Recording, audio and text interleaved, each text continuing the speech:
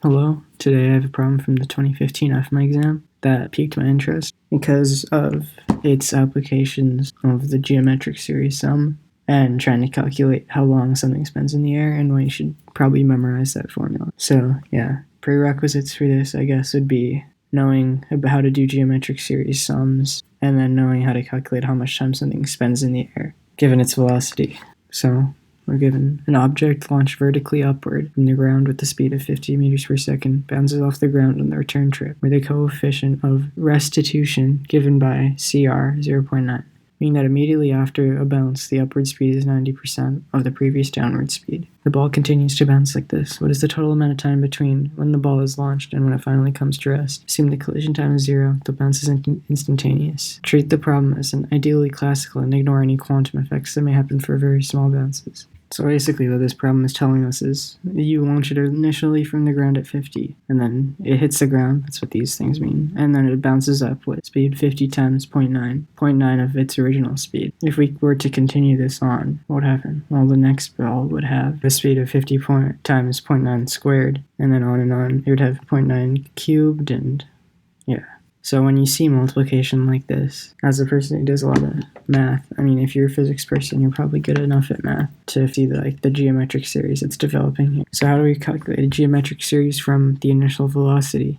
Because we need the time, not the net velocity or whatever. There's a constant acceleration happening on it, which is gravity. So if there's constant gravity, we can use one of the original kinematics equations that involves time.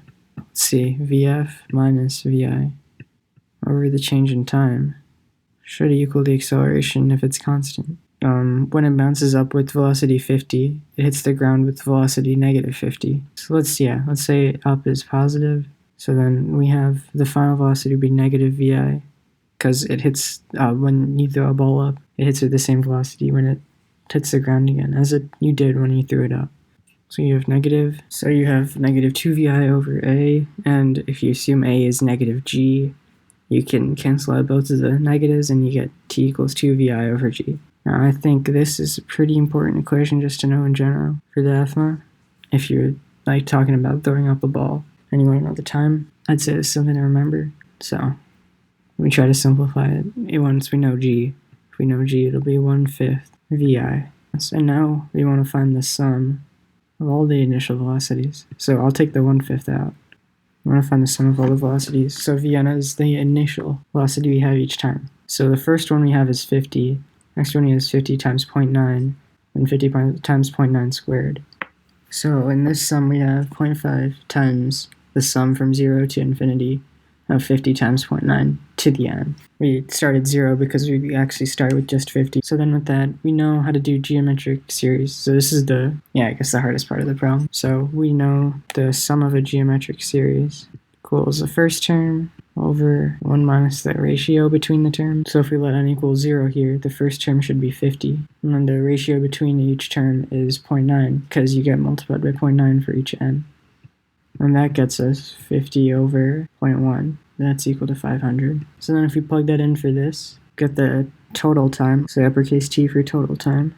We'll say the total time equals 1/5 times 500, which gives us 100 seconds. There we go. And that would give us answer B. So it is there. I did not get this problem originally, but after you realize it's pretty easy to find the amount of time and that this is a geometric series, it's not as bad anymore.